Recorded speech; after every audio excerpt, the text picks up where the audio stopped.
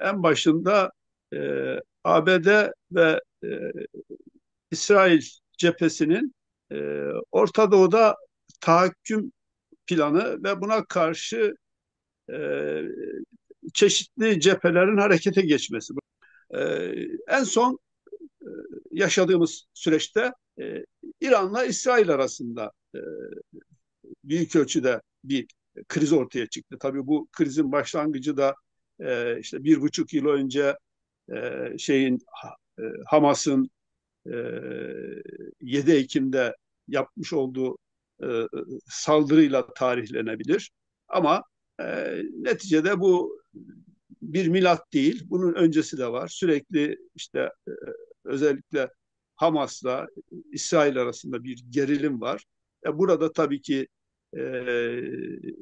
e, Hamas'ın yaşadığı Gazze halkı, Gazze'de yaşayan Filistinliler sürekli İsrail tarafından tehdit edilmekte, işgal edilmekte, katledilmekteler. Haklı olarak da kendilerini savunma hakları var. Şimdiki sıcak savaş içerisinde bulunduğumuz, hala içerisinde bulunduğumuz sıcak savaş bir şekilde sınırlandırılabilir ve teskin edilebilir. Ama bu sonu gelecek anlamına gelmiyor. Çünkü sonunun gelmesi için bölgede nihai bir barış sürecin ortaya çıkması lazım.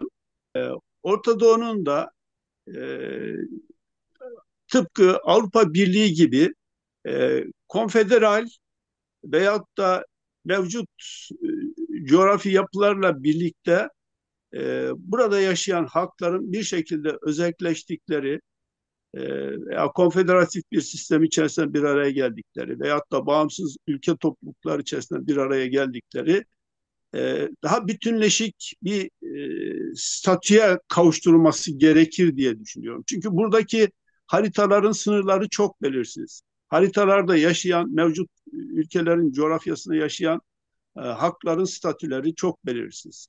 Bunların bu belirsizlikten kurtulabilmesi için e, daha üst bir tanımlama biçimiyle burada yaşayan halkların o üst tanımlama biçimine bağlı olarak kendilerini özerk ve demokratik haklarına e, kavuşabilmiş bir statüde hissedebilmelerini sağlayacak güvencelenmeleri gerekiyor. Yani bu güvencelenme içerisinde işte Filistin halkı, işte İsrail halkı, Kürtler, işte Süryaniler, e, Ermeniler, e, Yezidiler, Ezidiler gibi ve zaten bölgede büyük ölçüde Arap halklarının devletleri var.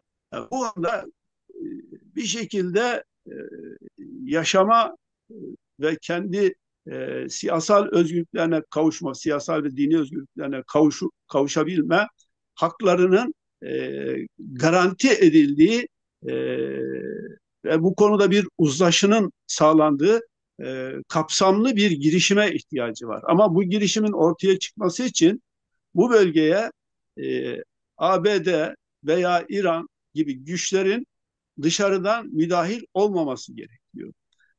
Veyahut da en azından bu müdahillik Birleşmiş Milletler'e devredilerek Birleşmiş Milletler tarafından geçici bir süre burada e, bu uzlaşının sağlanabildiği bir yeni bir statükonun oluşması gerekiyor. Yani e, Birinci Dünya Savaşı'ndan sonraki Sykes-Picot e, anlaşmasıyla ortaya çıkarılan coğrafya çok yapay bir coğrafya.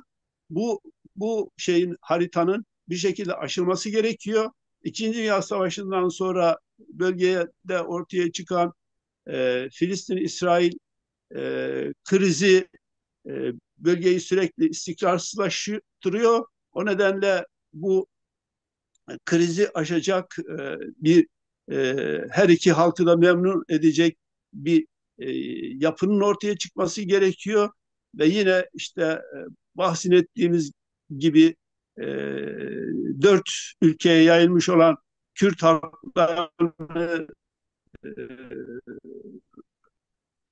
özgürlüğe ve rahata kavuşturacak, siyasal özgürlüklerini sağlayacak bir statükonun ortaya çıkması gerekiyor.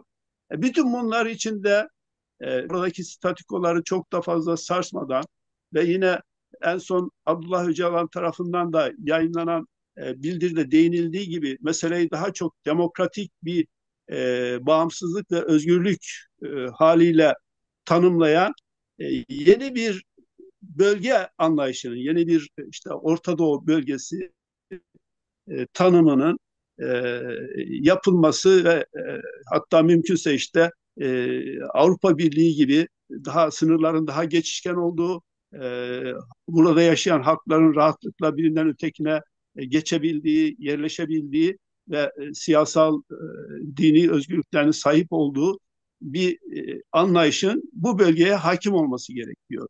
Yani bunun dışında bu bölgedeki çatışmaların sonunun gelmesi pek mümkün gözükmüyor.